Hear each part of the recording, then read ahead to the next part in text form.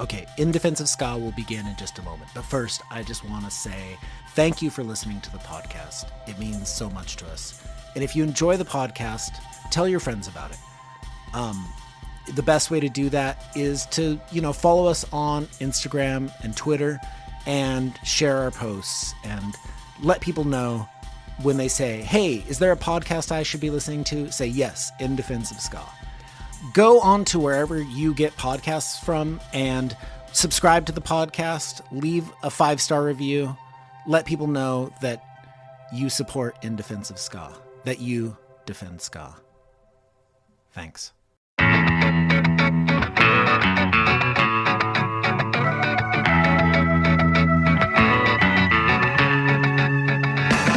The Loving Paupers are a fantastic and moody reggae band who are based out of Washington, D.C. They have a brand new album, Ladders, which releases on September 15th. Today we talk to the group's guitarist and songwriter, Jorge Pezzimenti. We talk about the band's excellent music, but also Jorge's ska punk past as a member of the group The Decepticons. Also his time in the band The Pie Tasters and the 80s tribute band The Legwarmers. I really like the Loving Paupers. Yeah.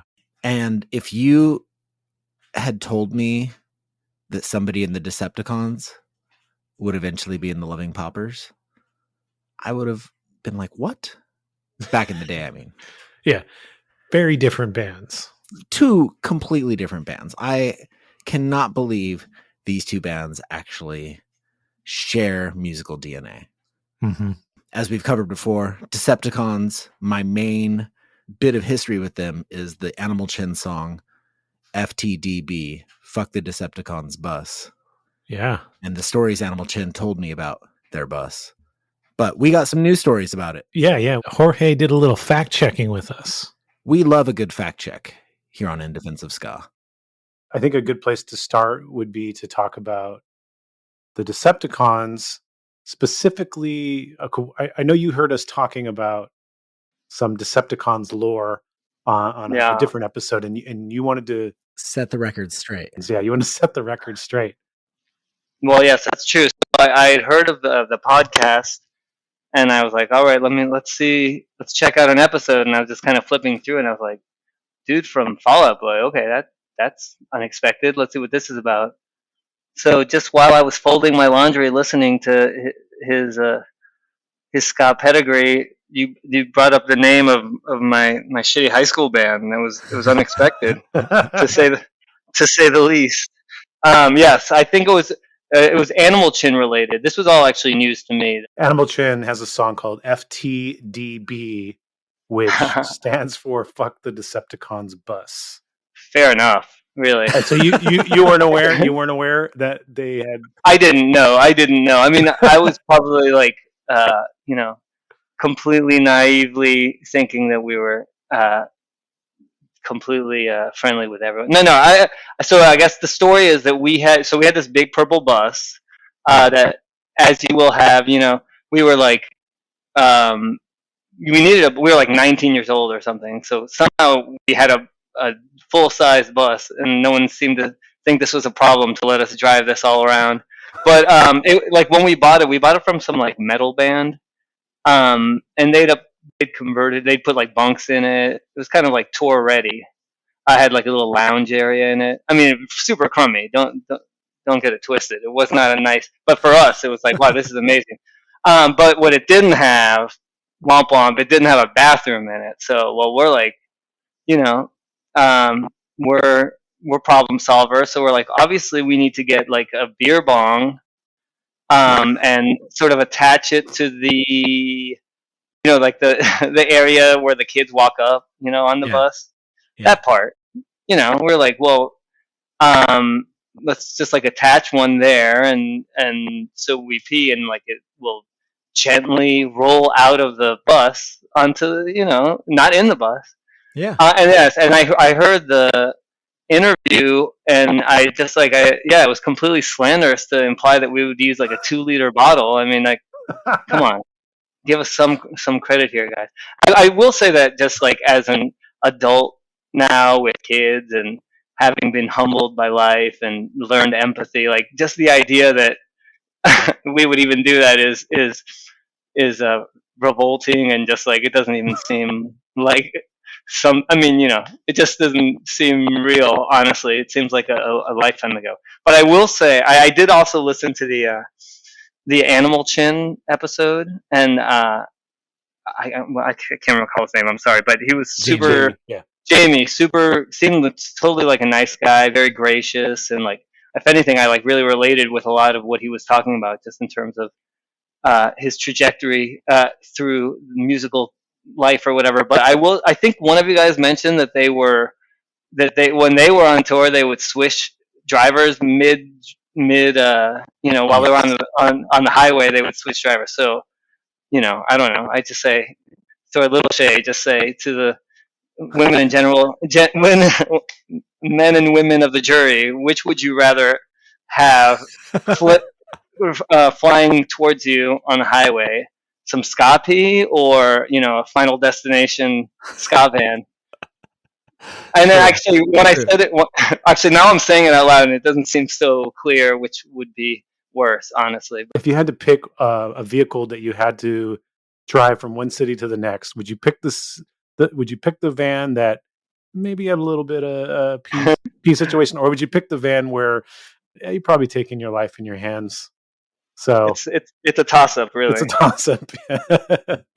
I want to know what's the diet of the. Well, I'll tell you what the diet is of the people who are in the P van, and it's probably going to be Taco Bell. Oh yeah. Yeah. Taco Bell should just sponsor every ska band.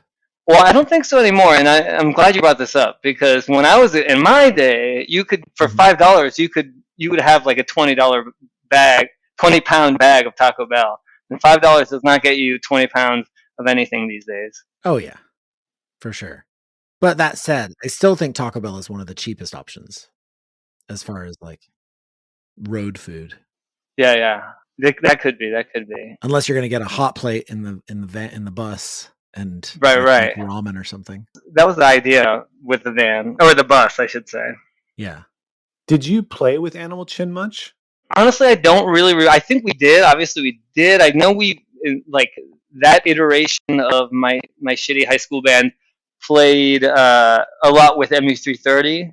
Like we did a good amount of touring with them. So I'm guessing, and like this is a good time to mention that my brain is a husk honeycomb and an addled Swiss cheese. But okay, and any number I give is wrong. Any year I give, it could be 5 years off in either direction. But I think we did play with them, and certainly the name is familiar, and I knew of them, and all. They were like one of those bands that like that was around then. But I don't really recall, to be perfectly honest. I assume we did some ME330 shows with them. That would make sense. ME330 and Animal Chin had the same booking agent, and we had the same booking agent. So. Oh, don't tell me the name. Oh my God, give me the initials. Well, you don't have to. We don't have to get into this. Oh. Give me the initials. I mean, the first two letters are OZ. Ozark or something. Oh See, God, that honeycomb's not as empty as you think it is. Okay. See, yeah, is that right? Ozark. Yeah, Ozark Talent. Steve Ozark. Yes. Okay. Yeah. So like the original high school band was very much that, like starting in high school and just kind of, hey, let's start a band, and I'm sure like half your guest was in the marching band or whatever.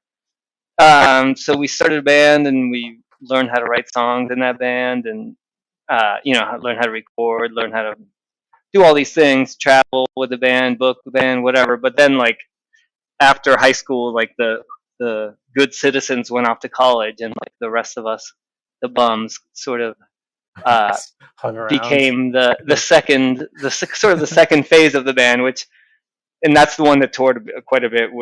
That's with the Purple Bus and the MVC30s and all this. Decepticons, you had 2 LPs, right? Robot, Rock, and Rot Your Brain.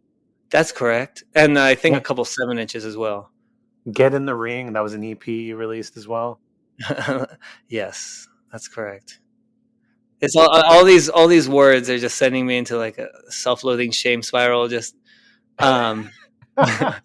I contemplated like, you know what, I'm going to do this interview. I should go back and listen. But then I was like, that's probably a terrible idea. So I didn't. So you did not listen. I did not. And I'm sure if I did, I'd been like, well, who am I kidding? I probably would have been like, this is horrendous. And I'm totally embarrassed. But maybe I would have been, I'm sure there are moments I would have been like, oh, it's hard to like, those are fun times, So even if the music isn't exactly what I wish it was, like I don't regret really any. I made like some lifelong friendships and learned how to play music really with people and all that. And those are like formative years for me. So I listened before this interview. oh boy, were you able to find the Write Your Brain anywhere? No, Robot Rock is on YouTube. I listened to Robot Rock. Could not find Write Your Brain. Oh, that's sarcastic. Thank God. By the way, so you got to listen to me at 15 as opposed to me doing an MUC30 pastiche at 19. Exactly. I will say this about Robot Rock. Horns are solid. Got a good horn section. That is this like? I mean, yeah, 100%. I agree. I mean, all I got to say is the the marching band. That's all I got to say about that. There's one comment on the YouTube page that said, I don't know who the person was, but they said, "Hey, I played oboe on this record." Is that factual? Is there an oboe on the record? I honestly don't know, to be honest. I don't recall that. And I don't know. It seems crazy that someone would lie about it, though. So I'm just going to go ahead and say, I'm going to go ahead and infer that there must be an oboe on that record. But I don't really recall. So there wasn't an oboe in the band normally. Oh, no, we didn't. We were already cutting the check 13 ways. We weren't going to cut an oboist into the, how dare. Wait, how many people were in the Decepticons? I honestly don't remember, but it was just like pushing the envelope, like in the structure, the stages, those poor stages, like it was like we were really young and we were like very rigid in the rules of ska, and we're going to say pick it up 6 times and we'll do halftime breakdown, it was like it was, we were young, we were dumb. But there were a lot of us. It was like we'd never said no to anyone. Apparently, there was an oboe player that I don't even remember. So that's really all you need to know. You play oboe? Come on, get in here. Let's go. Get in the purple bus. You know what? Yeah. Oh, yeah, definitely. We want 2 reeds. Like if you play 2 reeds at the same time, we're into it. We're pro that. What was your entry point into ska punk at this age? When I was like 13, I started playing guitar like right before I went into high school, and it was just kind of like this was in the early 90s. This would have been like 92. So the great cassette exchange that happens with the older kids, just specials, Operation Ivy, More Noise and Other Disturbances, and not just that stuff, like Sly and the Family Stone, Meters, just like basically you go in there and the older kids kind of let you know what's going on. Some hardcore, we're right outside of DC, so a lot of like Discord. Who were the local bands that were happening in DC at the time that played ska? Well, certainly the Pie Tasters. Mm-hmm. That was like big time. God, I almost couldn't do this interview just for fear that I'm going to forget so many people, and that's kind of that's kind of thing that keeps me up at night. But so I'll just keep the list short. But yeah, I think the Pie Taster, the Checkered Cabs, the Instigators. These are the bands I'm remembering like right now. But yeah, those were the big ones, I guess, that I can think of right now. Okay, so then. No, you're gonna have to dig in your brain for this question. Oh boy! Hopefully. Okay. Uh-oh. I noticed that a label called 2Hep Records put out your music. Yeah, so 2Hep were our buddies. They put out, I think. Well, actually, the Pie Tasters. I'm actually remembering this now. Put out the first record on their Slug Tone label, I think. Oh, okay. And then Two Hep were our buddies who had this label. They did the This Aren't Two-Tone compilation, which I don't know if you guys recall that. I don't have any memory of that. It was like, this was like in compilation times. And they also did a Metallica. Yeah, that Metallica, I remember that one. Yeah, so they did this compilation, but we were like, those were our buddies, and they put out a record, and yeah, so that was, and they actually booked us quite a bit, hooked us up a lot. So yeah, Two Hep. I remember Two Hep. ME330 was on that comp. Yeah, I think it was like a lot. The usual suspects were on there. Like I said earlier, that one definitely got around. I don't know what kind of numbers they did, but I remember that one. And there was a lot of comps back in the day. I sort of wish the second record, the ME330 one, sounding one, not really. I mean, just our approximation of it. But we were just like so on their jock. That one, maybe if you'd heard that one, I wonder what you would have thought of that one, Aaron. I'd be interested to know. I'll get you.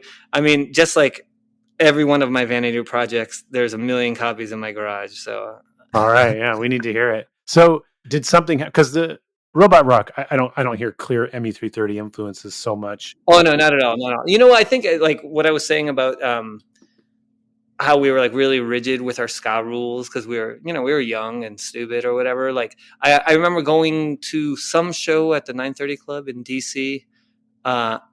And walking in, and ME330 was playing. I'd never even heard of them. And they were doing, I think, the song Fat and Married. You know that song? Mm-hmm. And it was just like, okay, there's like this intro, and then there's this guitar thing. And, it was just like, it sort of like broke my brain a little bit in terms of like, oh, we can write songs in a different way. You don't have to just like follow these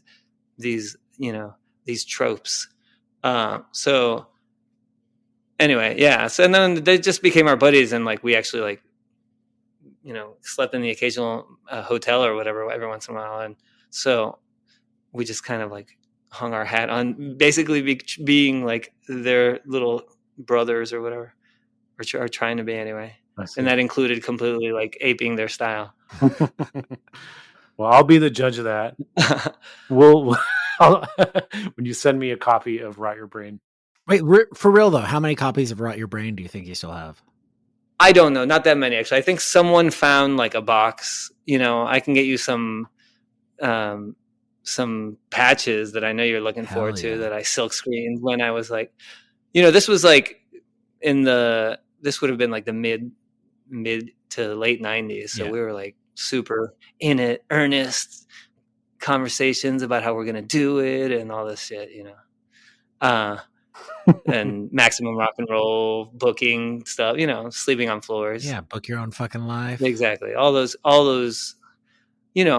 things that so many of us were into then. So what ended the Decepticons?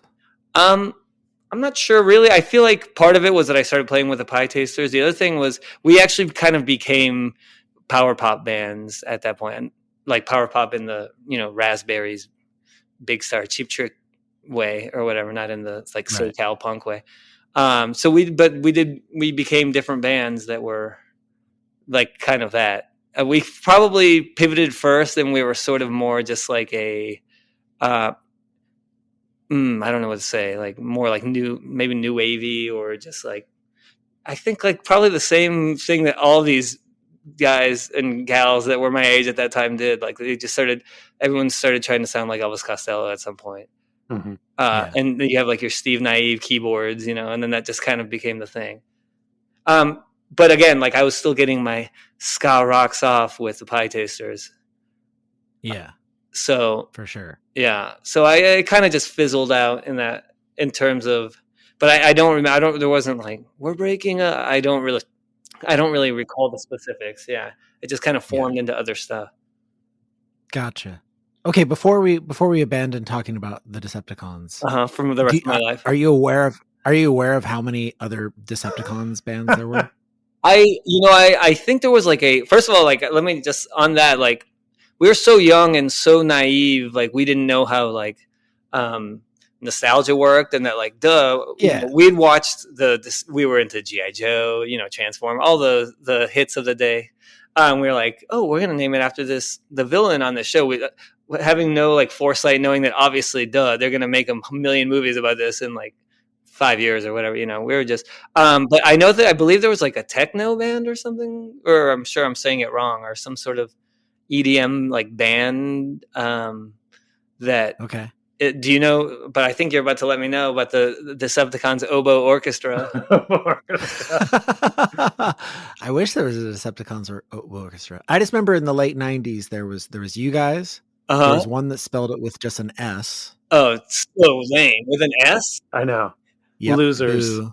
No good. What did the Decepticons with an S? What kind of style did they play? I don't even know. I just remember seeing it on a flyer. I can tell you that they're better. and that's just what I don't even need to hear. You're just playing the odds. Yeah. Yeah.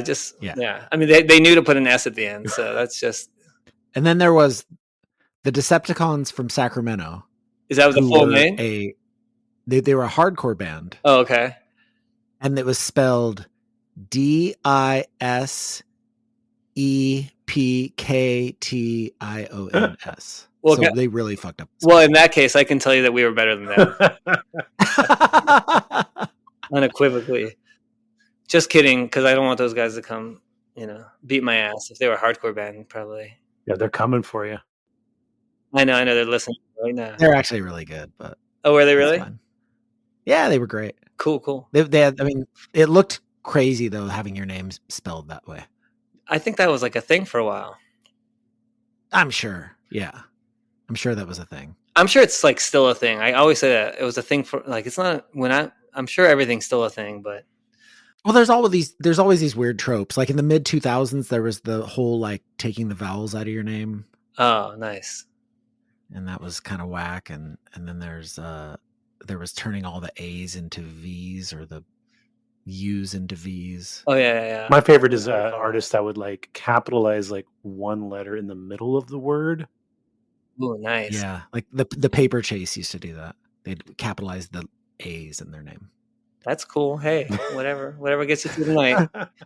Whatever works, right? Yeah. I've worked at like newspapers and done like music journalism since like 2009. Yeah.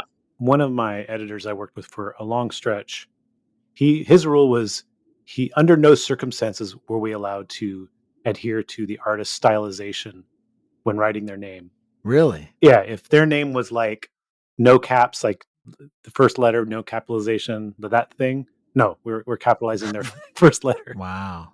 If it was nice, if it was a capitalized T in the middle of the word, nope, not doing that. Huh. That was the journalism standard that he adhered to, and therefore I did. Yeah. So cool. What do you think of that? Cool hipster bands from the mid 2000s. I sort of love it, honestly. Yeah. That guy sounds like a pain in the ass to work for, but also sort of my hero. No, he's a super nice guy. Super nice, but okay, he like rules occasionally like that. Nice. All right, so I want to talk about two separate instances that you had with the police. With the police? Not the band. With the Copeland? Oh my God. The first one I want to talk about is with your 80s band, your 80s cover band, the Leg Warmers. Okay. So you're playing the Kansas House. This is like 2001. And mid Eye of the Tiger, police come and shut the show down. Yeah. So this is like a house that was like big in DC lore in terms of like hardcore shows and all these things. So yeah, and we're playing 80s covers at this house party.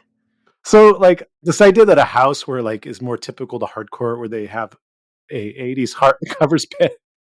Stuff that I do, it was all very, everything, all tongues were firmly in cheeks, but it wasn't just hardcore. Like it was like several steps past hardcore too. They would play like stuff I wouldn't even know what it would be called, but just like and I lived across the street, so it would be like on the weekends it would just be like you could hear it everywhere. So it was just funny to us that was the straw that broke the camel's back. It was Eye of the Tiger.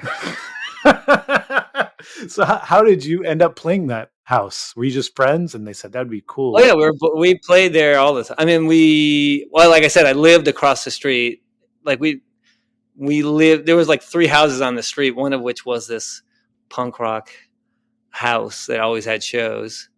So yeah, we were buddies, and yeah, they were like, come play. Everybody wants to rule the world, and we're like, okay, we will. Except we only got a couple tunes in, and 5-0 was like, I don't think so, not on my watch. So, but leg warmers normally played like bars and like stuff where cover bands played. No, we were just like, honestly, we were just starting. It was just like we were doing it as a goof. Like, actually, I had seen another 80s cover band there, and it was like, very new wave, kind of like Cars and the Squeeze, XTC, like the good stuff. Yeah. So we're like, yeah, we'll do that. But yeah, so that was it. I don't. It was never There was never like any problem with the fact that there was an 80s cover band. This is also in like the year 2000, I think, or something. Like, yeah, or I don't know. I could be getting it. No, I think it was 2000, 2001. 2001 like so this was like the year I got. Yeah, man, you do your research. Did that wind up being the last Leg Warmers show? Oh no, that actually that is a joke band that like actually like has bought me houses. So so you actually got onto the cover scene then. Oh yeah, hell yeah, dude. Yeah, that's what's up. What are some shows? What's like a bigger type of show that the Leg Warmers have played? Oh, I don't know. It's just mostly like soul crushing corporate events, but just that like paying very, very well, Okay. How well does a well-paying gig pay? I cannot get into the specifics. Come on. I find that to be a ghost request, and I would prefer that we move on to the next question. Yeah, I mean, honestly, it's allowed me the luxury to have like a super easy life, frankly, where I just like, play my guitar, write tunes, and raise my boys. Nice. So is Leg Warmers still happening? It's still happening. Damn, that's awesome. What about the Kansas house? Did that? Oh no, I think that's like it's like a Dunkin' Donuts or some shit now. Nice. I don't remember. I don't know. I rarely leave my bunker, to be honest, like at all. So I don't know. I haven't been there in a while, but I'm pretty sure they tore all that down. Like that's all like condos or something now. As it goes. Yep. Yeah. Okay, so next incident we want to talk about, I believe, was in the mid 2000s at a Pie Tasters gig. You're a bass player. You're the bass player for the Pie Tasters now. Yeah. Show's about to start. You're in the back alleyway. You got to take a piss. Can't hold it. Right. While you're pissing in the back alley, the police show up, take you in. Yes, they do. This was in Savannah, Georgia. I believe it was the Velvet Elvis then. The venue, I mean. I had to go very badly. And there was a line, and I was like, well, I don't know. There's an alley right here. And like, this is like what people do. They pee in the alley. It was St. Patrick's Day though. And unbeknownst to me, they basically make all their money in a year, like arresting idiots peeing in alleys. So like, as far as it's not really like they took me in and it was, handcuffed me, dragged me through the streets, basically made a spectacle of it. But it's not on my record. But I had to pay all kinds of money and share the cell with some dude who was bleeding very hard all night. And yeah. And then like years later, the guys were like, dude, they told you like 100 times not to pee in the alley. Like, I didn't remember that part. So it's probably, I mean, just like everything else, it's my fault. Now I hear that the Pie Tasters still played that night, and they just got a bass player from the audience. Yeah, it was like, our friend John knew ish the songs. It's sort of like when Keith Moon passed out and that kid came up and played drums. Yeah. I mean, I imagine like when I was a kid playing guitar, and you're like, I'm going to practice because I'm going to go to the show and the guitar player is going to fall down and they're going to be like, does anyone know the song? And I'm going to go up and I'm going to know the song. So yeah, that's what actually happened. But you were back in the band the next night. Oh yeah, it sucked. It did suck, but whatever. Wah. I mean, people go through a lot harder than that. It was just not ideal. But and like I said, luckily I don't, as far as I know, it's not on my record, though somehow you know about it. So so somewhere it exists in the world. And now we're just like reinforcing Its it. ways. It's not on your police record, but it's on your media record.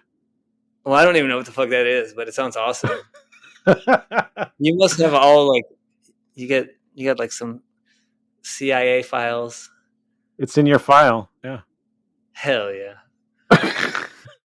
So when did you join Pie Tasters?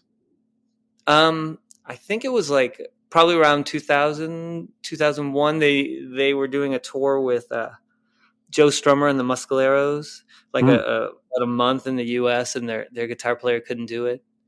And they knew me because I'd known them for a long time. We played a bunch of shows and stuff. So they asked me to do it, and I did it. And it was fun. It was really cool. So I know that their bass player Todd had passed away around then, or maybe a little bit after that.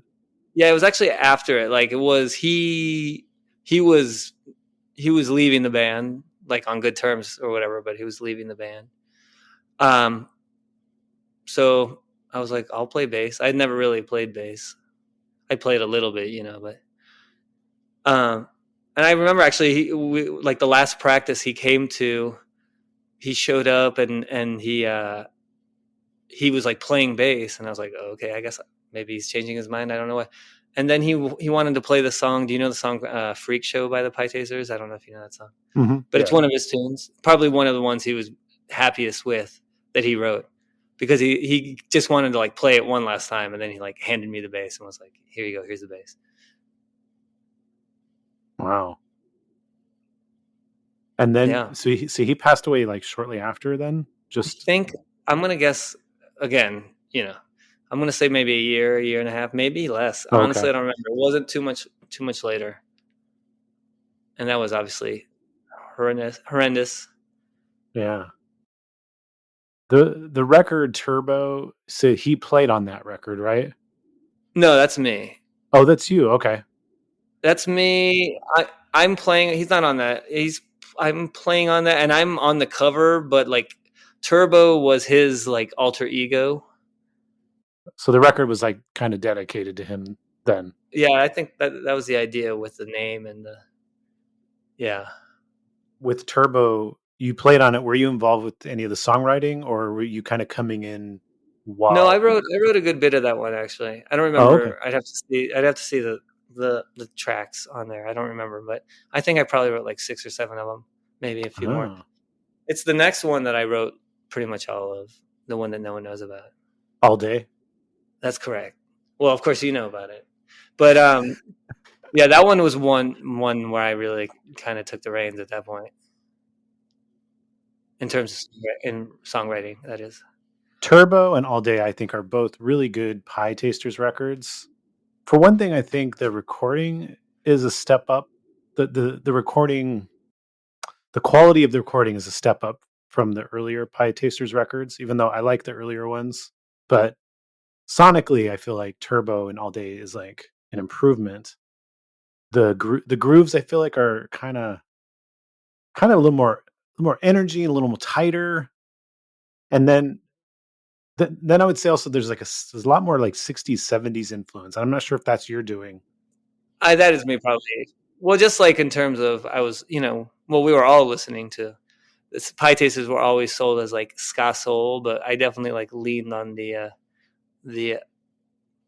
white boy soul, our approximation of like 60s soul, which was what we were listening to, a lot of. Yeah, a lot of soul on Turbo. I feel like All Day has like a lot of soul elements, but more with Jamaican rhythms. Yeah, that's probably true. It's definitely a good blend. Yeah, it's a good blend of like soul and ska rock steady, in my opinion. Well, thank you.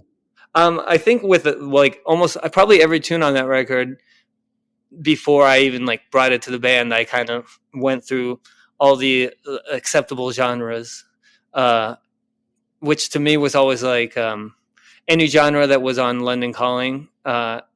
With like, I would basically file it through every one of those genres, like the chords and the melodies, until I found the one that like I thought made the most sense.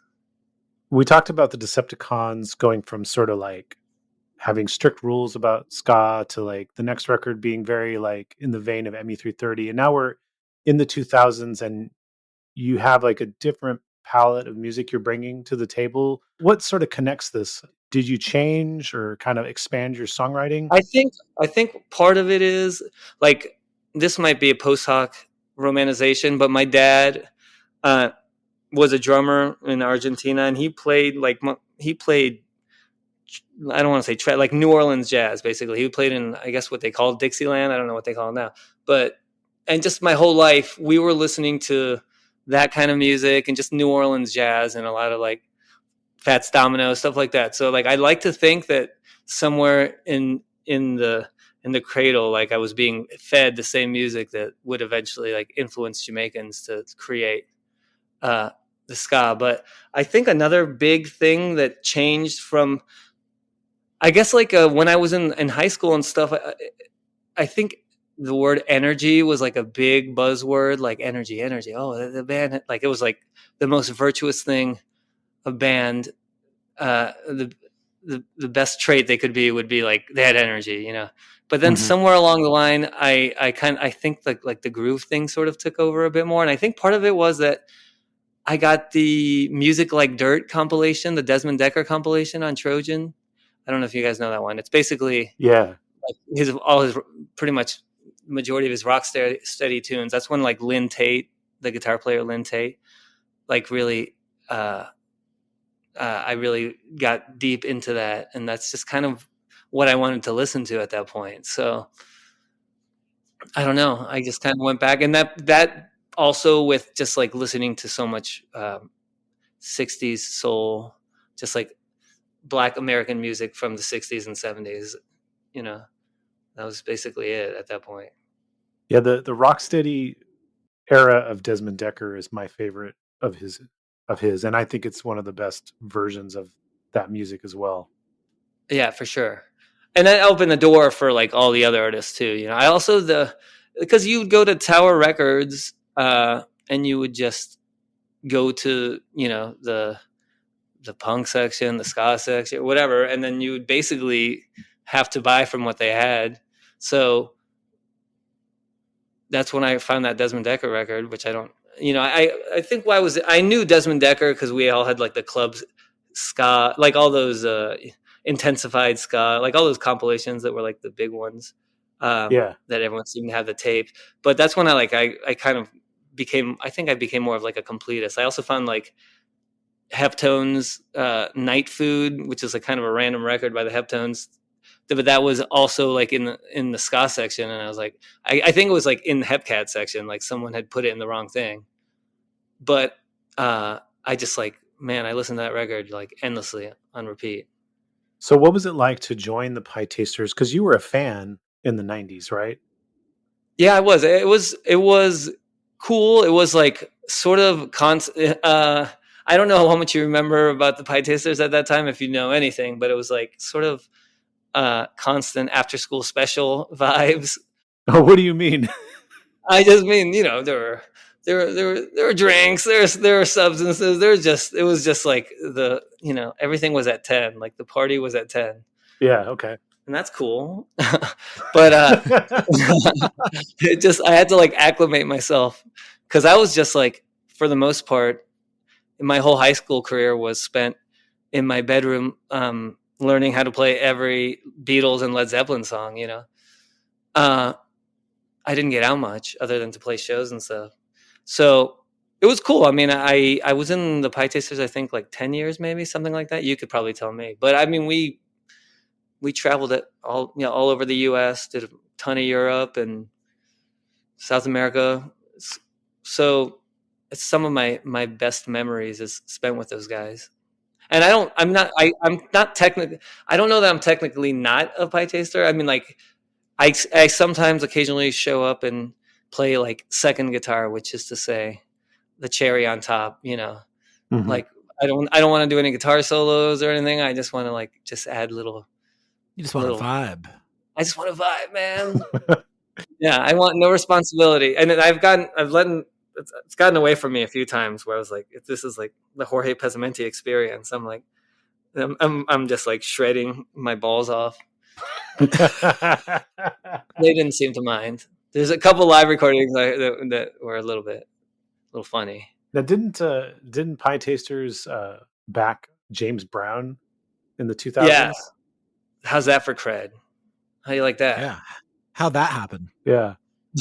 Okay, so the local like big alternative radio station WHFS they would have these like festivals. I think this was like a Christmas one or something at like the MCI Center, and they wanted James Brown, but they didn't want to pay for his band because that's a lot of motherfuckers.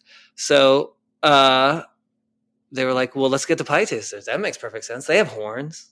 They're so incredibly soulful. No one can possibly tell the difference between the JBs and the Pie Tasters. No, so we recorded like 4 or 5 like of his standards, the ones that he wanted us to do, sent them to him, and he gave the okay. And then he came for a rehearsal, which was amazing, because it was James Brown, and he looked like James Brown. And I mean, he like had like a bedazzled like one piece. I can't even describe. I mean, you can imagine. But it was amazing because, you know, he's like a notorious ball breaker. So I'm like, what's he gonna say to our you know, our cracker asses up here trying to play some soul music, and James Brown, who like finds like Fred Wesley and like the best players in the world. What the fuck is he gonna think about us? But anyway, he was super gracious. In fact, like he could tell that we were all a little bit like nervous because here is arguably the most important musician of the last 100 years. If you take, you know, his whole history from his early R&B to the funk to like how much hip hop comes from him and all that. So he was like, I'm going to tell a joke. I'm going to spare you the impression, but he said he was going to tell a joke for us. So he starts telling the joke. Are you guys familiar with the joke of Tonto and the Lone Ranger being surrounded by Indians? Do you know this joke? I don't know if you know it. I think I know it. Yeah. So it's like basically they were surrounded by Indians, and Lone Ranger says to Tonto, "Oh, well, you know, we've had it this time, buddy. You know, and Tonto says, "What do you mean, we white man?" That's the joke, right? So I know the joke. He starts telling it, and I've never felt more like a sycophant in my life, where I'm just like, I'm in the Memphis Mafia, and Elvis is telling us a joke, because I'm like, I got to wait for the part where the funny happens, and I just so he's telling the joke, and he's like being like weirdly specific about the number of Indians. He's like, in front of them there are 146, you know, and he's going through and to the east there's 300, you know, and I'm just sitting there waiting to, you know. But then at the end of the day, it was actually funny because it was James Brown telling you a joke, you know. So yeah, that broke the ice, and we just went and we rehearsed, and he was like totally cool as can be. And we were doing Sex Machine in E flat because I guess, you know, back in the day they would change the speed on the tape all the time, and just like, oh, let's speed it up a little bit. That sounds good. Yeah. So I guess he played it in D. We were doing it in E flat because we learned it from, and he was like sort of sheepishly asking if we could do it in D, and we're like, dude, yeah, well, let's do it in D, whatever you want, man. And then the day of the show was really cool because we showed up, we're all in like our suits, without ties. So I felt like I was like in Booker T and the MGs at Monterey Pop or whatever. I was like, we are the coolest motherfuckers here. Like, we are with James Brown and we're his band, and like Billy Corgan is like knocking at the door to like try to get into, like, you know, to meet him or whatever. But as soon as the show started, it was like all the rehearsal went right out the window. He's just like points to Toby, our guitar player, and it's like, solo, you know. Well, I can tell you that I've played, I don't know how many shows in my life, like a lot of them. And even like in the early ones, I was never ever nervous, but that was a show I was actually like, I was a little bit scared on that stage. Sure. But it all worked out. and they can never take it away from us. Oh, and like I think the next day he was like on Howard Stern or something, and he was like, you know, big upping the Pie Tasters, and even like when he came out, like right before we went out, he's like, "Do you guys have any like walk-on music?" So we played one of my tunes from Turbo, like one of the heads from one of my tunes. So like, you know, that's always, that gives me a warm feeling. Nice. Yeah, I can imagine. I mean, not only is he the legend that he is and the important figure that he is, but yeah, his reputation for having no patience for any mistakes whatsoever. Like that just sounds like nerve-wracking. Yeah. That's so nerve-wracking. It's a lot of like mind games and stuff too, you know. I think a lot of band leaders, you know, Buddy Rich, all those, there's a lot of those band leaders, and they want it how they want it. I mean, that first James Brown live at the Apollo record, I think from like 63 or whatever, where the transitions are like seamless and from one song to the next, and they're not even like remotely similar tempos. That was a really important record for me in terms of what I wanted to do live. Like from the day I heard that to the rest of my life, I was like, wow, this is the goal. Mm-hmm. Yeah. So let's jump forward to the Loving Paupers. Yes, sir. This project started, I think, 2019 or a little earlier than that? I think earlier. God, I don't know, man. But it's recent. It's way more recent. Yeah, I think a little bit earlier than that. I think, but I really don't know. I should know that, though, shouldn't I? Let's go ahead and say. Let's just go ahead and say 2017. Okay, 2017 for the record. So Chris, I don't know if you know Catbite, the drummer for Catbite. Yeah. He said in an interview on A Bearded Gentleman Music that the Loving Paupers Lions record is an underrated record. Oh, that's very sweet of him. Yeah, and he's right too. It's a great record. Thank you very much. Yeah, let's talk about a song on there called "Let's Not Rewind." Okay. Heard this song before from a different band. Right. They were called Jorge and the Landladies. That's correct. Yeah. Yeah. So Jorge and the Landladies. Was that a one-off album that you did, or? Yeah, that was just. I was no longer touring with the Pie Tasters. There was some kind of like tour fatigue, if I'm being honest. And I actually was going through some like health stuff with my hearing. I was potentially not going to be able to hear out of my right ear. So that's kind of what that record's about, actually. It's about you potentially losing your hearing, really? Yeah, not all of it, but that's sort of like why that record came to be. Mono bound, because I was like, mono bound, man. I was like, that's it. Go back to mono. Brian Wilson style, I guess. I was just like sort of rationalizing what was seemingly about to happen. Yeah, that song, I did that. And that record is it's pretty much me playing all the instruments other than the drums, which are my buddy Kurt from the Paupers plays drums, and Rob from the Pie Tasters. And then we have the players' horns are on there. But other than that, it's just kind of another vanity project. How'd you land on the name the Landladies? I don't remember. I don't remember. I liked it, and I still like it, frankly. I don't know. There was no band, so I was like, let's just call it the Landladies. I don't know. It seemed random, and I liked it. I like bands that and titles that like are confusing and produce more questions than answers. All right. I just do. I don't know. I don't know. So that tune, I think there's a couple of tunes on that record that are on the Lines. Yeah. Lines, yeah. So when you started, I assume you started Loving Paupers?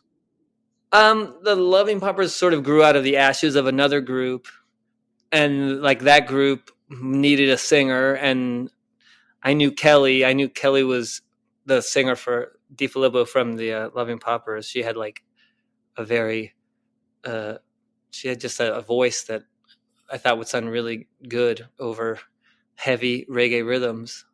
What was the band that that Loving Paupers grew out of? It was a band called Kaz and the Day Laborers. Oh, This is okay. just, you know, Kaz? Yeah. So we have the landladies and the day laborers. See, I was like on a roll there. I think it was like a very Latino band, so we were like, we're gonna call it the Day Laborers. Yeah, and it just kind of imploded for reasons that aren't my fault. But so let's just say some members of the band were not really jiving very well, and we were like literally going to go into the studio in like 2 days, and it's sort of imploded. But so a lot of the tunes that are on that lines would have probably been on that. Actually, no, because we did another record before we did Lines. Actually, we did an EP, which I think is just the Loving Paupers EP or whatever. It's got like 3 tunes on it with some dubs. Bringing the landladies song or songs to Loving Paupers, was that just kind of a like, hey, I got some songs and we need some songs, or did you just kind of thought? Yeah, it was just like, I mean, it was just like no one has ever heard these songs, so we might as well like do them. Like I'm not very good at self promotion. That's just like not my strength. I like making up tunes, but then like I just kind of assume someone's gonna knock on my door and ask hand me a check or something. Um, so yeah, it was never really. I mean, honestly, there's still a couple on there that like we've discussed possibly doing. It's interesting to listen to, like, let's not rewind. Listen Yeah, to the landladies version and then listen to the Loving Paupers version. And they have different vibes, but it's very clearly the same song. yeah. Well, I think the solo one on the landladies one, there's like a lot of like backwards guitar and stuff. I'm trying to do Yeah. my Hendrix thing or whatever. It's kind of looser too, but then the Poppers it's got a very, I don't know, the Poppers sound is like kind of melancholy, but also has a pretty strong rock steady groove to it. Yeah. It's the same drummer actually. Oh, really? Huh. Yeah, I would be interested to ask Curtis if he played them differently. He would know. I think a lot of the sound of the Lines record is Mellotron. You guys know Mellotron keyboards? Like, do you guys know anything about Mellotrons or whatever? It's very like Beatlesy thing. A lot of like just Beatles instrumentation, really. So Mellotron is a 60s keyboard. Well, it's like a early synthesizer, and that it's got like every time you press a key, there's like within the keyboard, there's like a little tape that plays like an 8-second recording of like a violin section playing that note or whatever. So if you listen to like the beginning of Strawberry Fields, or even like the strings on a lot of Stairway to Heaven or whatever, the flute on Stairway to Heaven, or the strings on Tuesday's Gone by Leonard Skinner, just like a lot when people use them a lot. Then so we just we used a lot of Mellotron on that record. I think that's a lot of the sound of that record is the Mellotron. It has that like sort of woody sound or something. It's like something almost like spooky and noir-y or something about it. Yeah. Yeah, I love the Mellotron, man. For me, for my money, all day with the Mellotron. Like it was hard to not just put it on just everything ever, always. I call it the Shire House Rock actually, as opposed to the Firehouse Rock, because it's sort of like of Middle Earth. It's a little hobbity. The song Enemy of History, I think that's probably my Yeah, favorite song on the record. History is an argument without an end is a good line, and then the main chorus, nostalgia will always be the enemy of history. yeah. I'm curious if you had any like real anything that prompted this sort of thought, because to me when I hear it, it strikes me as like I think about people that make America great again, or stuff like that, where it's like I want to go Right. back to simpler times, but their thought process is clouded by nostalgia. They're not looking at history with clear eyes. That's kind of what it makes me think about. That certainly works. Honestly, it's this more general, just nostalgia. I think I was reading a lot of not like of nonfiction, some of the better nonfiction writers from the 20th century, Barbara Tuchman and Fawn Brodie, all these, and even just like Tolstoy, just how just people's perceptions and their reality is based on, or what it's based on, or like just, yeah. Also, that song is my attempt at trying to write tango lyrics. Excuse me. I'm from Argentina, and like tango looms large in my, just my mom always like, I don't, tango to most people who don't know anything about it just think it's just like you put a rose in your mouth and you walk back and forth, dancing. But like the lyrics are usually pretty deep and like sort of philosophical or existential or fatalistic. So that was just my attempt at writing a tango lyric, really. Interesting. I love that you think that, and I've had a lot of people tell me that specifically about that tune, about the good old days or whatever. But I do think when I wasn't thinking specifically even of any like political, or I just like generally that's just the way it is. Always. It's always nostalgia is the enemy of history, man. Yeah, it's a big thought. So there's a lot of directions you could take that thought. You worked with Victor Rice on the record? Yeah. Victor puts his sauce on it always, Yeah. He takes it like to outer space. How does he take it to outer space? Well, I think he like filters it through Sao Paulo, Brazil, and then you'd have to ask him that specifically how he does it. But there are a lot of echoes. Every once in a while, I'll listen to it before what he did to it, and I'm like, oh no, yeah, this is he really, improved it. He improves it quite a bit. So the textures of the song, like he kind of, yeah, and then he like actually does live dubs, and then sometimes we'll like take a portion of his live dub and cut it into the real thing, like the album track or whatever. So like for every tune we have a lot of dub takes that are just like live dub takes. Yeah, and you released a dub version of Lions as well. Right. Everything he's ever done with us, we have like, oh, you want dub? We got dub. I mean, I could, yeah, we got a lot of it, and sometimes So, and I think we'll probably always do that, because I think our music lends itself to it. Just it's like such a brooding, we do what we do. If you don't like us in the first 5 minutes, dude, you're not gonna like us. Like we play our thing and we stay in that lane. Mm-hmm. Yeah. So like sometimes we'll play ska shows, and I'm like, well, half of them are gonna love us, but everyone else is going for a beer, which is fine. Like we're not giving them the hep. No, you got a vibe, and you stay with that vibe. Yeah, we don't like. There's always the argument: do we pander? Shall we pander? We're like, no, fuck that. This is what we do. If you don't like it, next band's in 45 minutes. I would be curious to see what a pander set would look like. It would be very subtle and like seemingly completely the same, but we would be arguing on band threads about it like extensively. But like no one else would even know. It would be like probably like 4 BPMs per minute on one song, a little bit faster. We're totally pandering. Oh man, I can't believe we're selling out. I mean, it's funny because like we're not a ska band. I mean, we at all. I mean, like we're ska in as much as ska is a like umbrella term for all Jamaican music after it, and or just like people who know Jamaican music history. So we're definitely that, but we don't really play ska at all. Yeah. But yeah, I would agree with that first part though, that it fits under the general umbrella.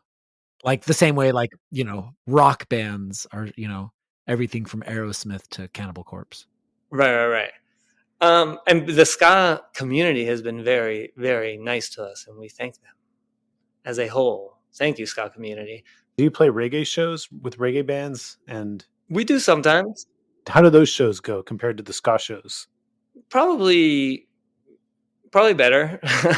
Or probably, I mean, it depends on the reggae too. Like, are you playing with like bro reggae bands, or are you playing with like actual like reggae icons of the, there's, I will say that like I feel completely confident with the band when whatever kind of show we play. I'm like, okay, well, if they like us, cool. If they don't, it's all good, because I feel good about what we're doing. So, but yeah, I think the reggae people, I mean, I think they've enjoyed it. It would seem to me like a lot of people that would be fans would be people who are knowledgeable about Jamaican music history. I do find that to be the case but one thing I do keep hearing is that we are the preferred band of the significant others of those people that you're talking about. Like, so like if you know a lot about reggae, but like, you got to go on vacation and your wife does not want to hear that record again. Okay. We are the compromise band. Okay. We can listen to the Loving Paupers. I've heard that multiple times. So, oh, my wife actually thinks you guys are all right. So I think that's a good sign. That's a good sign. That means you have like general appeal. I don't know. Maybe I think Kelly's voice is hypnotic and alluring. Mm-hmm. Yeah. People have called us like indie reggae and all kinds. Chuck at Jump Up says that we are. Let me see. I have to get this right. Melancholy roller skating reggae. That's us. Roller skating reggae. Yeah. I'm sorry. Melancholy roller skating rink reggae. Big difference. Yeah. So I think that speaks to like the hypnotic nature of it, like you're just going in circles and circles. Do you like roller skating? I actually don't know how to. Damn, really? I've never done it. No, I didn't. I was raised by sheltered Argentine city folk that like. And there was no roller rink? I don't know about roller rinks, but it's just like you're not leaving the house. You're not going to learn how to swim. Like you're barely going to know how to ride a bike. Like I don't have a lot of those skills, those extracurriculars. Those pass me by, I'm afraid. Man, you should try out roller skating. It's great. It's never too late. I think I just want to provide the music for the rinks. So I think that's where the money is. Yeah. Yeah, but I feel like it's worth going around the rink once or twice. I don't like to conspicuously fail in front of people, and I think it would just be go around the edge. You'll be fine. Just hold on to the edge. All right. I'm in. That's a lie, by the way. That's a lie. So the new record is called Ladders. Yeah. When does that release? That releases with the Supernova Ska Festival. I'm afraid I'm going to say the wrong date because I believe it's September 15th, but it might be September 14th. Oh my goodness, I should know that. But like that weekend, let's say September 15th. Okay. And then y'all are playing Supernova? We're playing the Friday night after party, because I've been telling Tim and April forever, like, we want to play the after party. This is like since they started doing this, I was like, we don't want to play the festival. We want to play, we want to play for the bands, basically. Because that's what I thought, who dig us. I'd be like, the bands are going to dig us. Let's play. So they're finally doing the after party, thank goodness. And we're playing with Westbound Train on Friday. And then the next Saturday we're playing sometime, I think around noon or something, in like the festival proper. And if you want to know about our pandering to the ska fans, yeah, we're trying to play kind of different sets, and the festival is our pander set, which means the songs are like mid tempo as opposed to dirges that tell you about history lessons. Yeah. So albums coming out that same weekend. Yeah, man. Rather than giving people a little bit of time to know the songs beforehand. Oh no, well, there will be singles. Gotcha. Ahead of that. When is this going to be This is live. We're going out live over the I'm just kidding. Oh no. Can we get a call? Is the oboe player? If we have the oboe player online too? Oboe player, line 1. Yeah, so there will be some singles, and we'll be playing all the hits. Yeah. From our previous, the albums everyone knows every word to, so. Tell us a little bit about the recording of this record. Was this something that you had been working on a while, or is this more of a recent project? Well, no, it was definitely like COVID definitely was a factor in that I was looking at like set lists, and there are songs from this record that we were playing like before, we were like getting set to go in the studio, and then COVID happened. So it kind of halted everything. But even like there's a track on the record which is more of like a sling ting, like electronic sounding one, and that's like a total COVID song because we couldn't get together. So we did that, and then God, how long did we record this? I don't remember. I should know that. I'm gonna go ahead and say about 8 months ago we recorded it. I see. Okay. And why did you call it Ladders? Why do you think it's called Ladders? Man, I have no idea. For a second, I thought when Aaron said it, I thought it was ladders, like Later, like. See, that's what I even like it. See, that's what I want. That's what I want. I want you to think ladders, like that's what I want, man. That's what I'm always going for. I want you to be thinking it's ladder, like Latter-day Saints, like forever, and then you realize, oh, isn't that? So I think just ladders, ladders go up and down. That's it. That's all I'll say. So do stairs. That's true, but stairs were taken. First move when you name an album or a band is you go right on Spotify and you start looking at what's available. Hey, this band only has they have less than 1,000 hits. We can call it that. I love that. I like how it's like lines, ladders, very just simple. That's kind of the idea. Yeah. No, and I'm like, oh, we got to think of a third L word for the next one. I know. Latrines. I don't know. Maybe not that. I don't know. Yeah, maybe it's not the kind of clientele we want. Although maybe that's like a very niche market we should be. Plus, my whole history with urine and ska and buses. Good point. That was like a little classic callback right there. Yeah. Way to bring it full circle. Yeah, man. All right. So I just want to go back to the Jorge and the Landladies record again real quick. Sure. You said at the time you were facing what you felt like was a complete hearing loss in one of your ears. Yeah. So what ended up happening? You didn't lose your hearing in one ear? Well, I was just put on like these steroids, basically like the canal or whatever in my ear. I'm sorry to all the ear doctors listening to this. This like it was swollen or something, swelled up. So basically it sounded like I had horrible pressure in my ear, and it just sounded like white noise. It was pretty bad. And the doctor was like, this may never go away. So, but it went away. So it was a happy ending, and my hearing is great. And the album is in stereo. The tambourine to the right.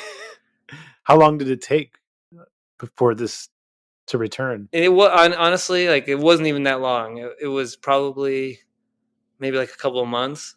Wow. But it was like, it was pretty bad. It was like seemingly bad. I was just having to imagine mixing by putting a headset up to one ear, Well, I mean, hearing loss is nothing that, it's nothing great for anybody, but when you're a musician, yeah, it's like your life and your passion that you're potentially going to be altering or losing. Yeah, it was bad. I was definitely a weepy little bitch. I was definitely crying like a baby. Leaving the house. I was pretty upset about it, but it was right when I started getting sort of like used to the idea. I remember I was in the Pie Taster van, and it was like all noisy, and I just wanted to go to sleep. So I just put my good ear against the side of the van and let my bad ear go. And I remember thinking, oh, wow, okay, that's kind of a benefit. Like, I can't hear anything. right now. And then like the next day it started coming back. Did this experience, you said that the Jorge and the Landladies record was sort of inspired by that. Did you like literally feel inspired to write an album because of it, or was it that you were already working on this album and you just felt like this experience was going into it? A couple of the tunes are specifically about that. I mean, I was always going to write an album because I'm probably always going to be trying to write something, you know, and that's just what was going on then. It's not like every song is about my hearing loss, but there are a few that are. What are the songs about your hearing loss on that record? Well, there's one called, geez, man, I don't even remember the names of the songs, to be honest. Monobound, I think there's one. And I think even the first one, which is sort of like a blaxploitation theme from Monobound. This is you're taking me back with this, man. I think I say, "Don't be fooled by the surround sound." I say, "Don't be fooled by the surround sound." I don't even know what that means, really, but there are just like little things in there about just me and my sad state at the time. Mm-hmm. But I honestly would have to look at the tracks. I don't even remember like exactly which ones they are. I probably should have listened to it. The record is a great record, by the way, and I encourage everyone to go back and listen to this record. Oh yeah, I think it's like available now to stream or something. Like even that was. Yep. I never even thought to do that. Like I'm so stupid. We're making progress. Well, you told me, you know, that you were listening to that record. It definitely blew my mind. I was like, my mom doesn't know this record exists. I was like, this guy knows his shit. Oh my god. Let's dig into your Decepticons shame. Any like lyrics or songs or music that you feel particular embarrassment from?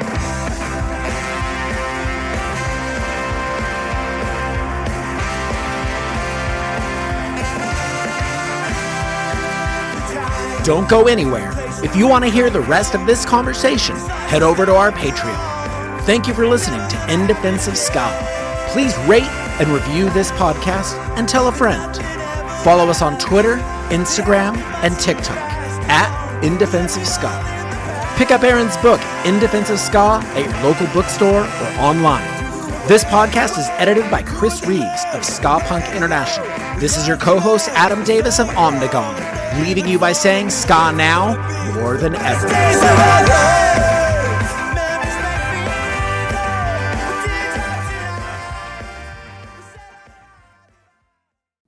You good? I'm good. I'm waiting for you. Okay, I'm good too.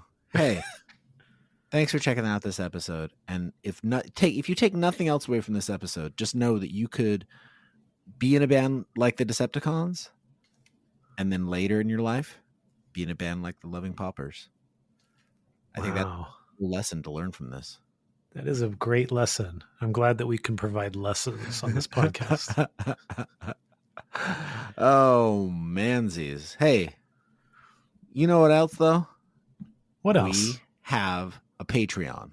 Yeah. And that helps to support this podcast. The editing, the hosting, all the bells and whistles. And if you just pay $5, this conversation doesn't have to end. No. It continues behind the curtain. This time we talked to Jorge, and you know he's a little embarrassed about his Decepticons history. So behind the curtain, we dug in a little deeper to try to embarrass him a little more. I even quoted some of his lyrics at him, although he didn't write the lyrics, to be fair. But still embarrassing. Still embarrassing. Aaron, next week, who do we have? Ooh, big guest. Oh, yeah. Punk rock icon. Oh, no. Yeah. His name is? Do you have any guesses? No. Go ahead. Okay. Because I know who it is, but if I guess. It's Bill Stevenson. Oh, wow. Yeah. Drummer for the Descendants and Black Flag.